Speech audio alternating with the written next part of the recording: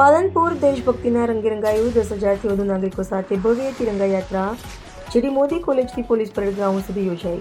યાત્રા, ઘોડેસવારી, bike rally અને બેન્ડ બન્યા આકર્ષણનું કેન્દ્ર। તિરંગા મારી આન છે, તિરંગા મારી શાન છેના નારા સાથે પાલનપુરમાં દેશભક્તિનો માહોલ છવાયો હતો। હર ઘર તિરંગા અભિયાન અંતર્ગત જીડી મોદી કોલેજથી પોલીસ પરેડ ગ્રાઉન્ડ સુધી ભવ્ય તિરંગા યાત્રા યોજાઈ હતી। વન અને પર્યાવરણ મંત્રી પ્રવીણભાઈ માળીની અધ્યક્ષતામાં યોજાયેલી યાત્રામાં 10,000થી વધુ નાગરિકો અને આશરે 500 સુરક્ષા જવાનો જોડાયા હતા। ઘોડેસવારી, બાઇક રેલી, બેન્ડ અને દેશભક્તિમય રજૂઆતો યાત્રાના મુખ્ય આકર્ષણ રહ્યા હતા। ભારત માતા કી જય અને વંદે માતરમના જયઘોષથી પાલનપુરનું વાતાવરણ ગુંજી ઉઠ્યું હતું। યાત્રા દ્વારા રાષ્ટ્રપ્રેમ, રાષ્ટ્રીય એકતા, અખંડિતતા અને રાષ્ટ્રધ્વજ પ્રત્યે સન્માનનો સંદેશ આપવામાં આવ્યો હતો। અહેવાલ નોર્થ ગુજરાત ન્યૂઝ 24। સમગ્ર દેશમાં હર ઘર તિરંગા કાર્યક્રમની ઉજવણી થઈ રહી છે, ત્યારે હર ઘર તિરંગા અંતર્ગત બનાસકાંઠા જિલ્લાની જિલ્લા કક્ષા તિરંગા રેલી આજરોજ પાલનપુર ખાતે જીડી મોદી કોલેજથી પાલનપુર પોલીસ પરેડ ગ્રાઉન્ડ સુધી યોજાયેલી હતી। મોટી સંખ્યામાં જિલ્લાના નાગરિકો, બાળકો, વિવિધ રમતવીરો, સરકારી અધિકારીઓ, કર્મચારીઓ, જિલ્લાના પદાધિકારીશ્રીઓ આ તિરંગા રેલીમાં જોડાયા હતા।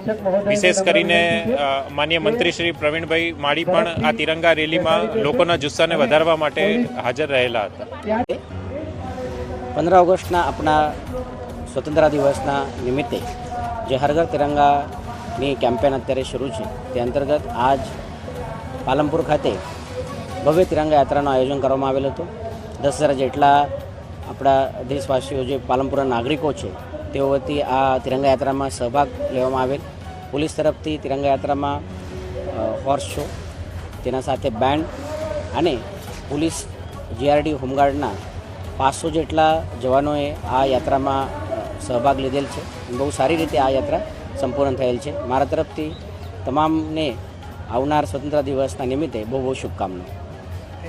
આજ રોજ પાલનપુર શહેરની અંદર આપણા માનનીય વડાપ્રધાન શ્રી નરેન્દ્રભાઈ મોદીજીની પ્રેરણાથી હર ઘર તિરંગા અને એ અનુસંધાને એક ભવ્ય તિરંગા યાત્રાનું આયોજન થયેલું હતું।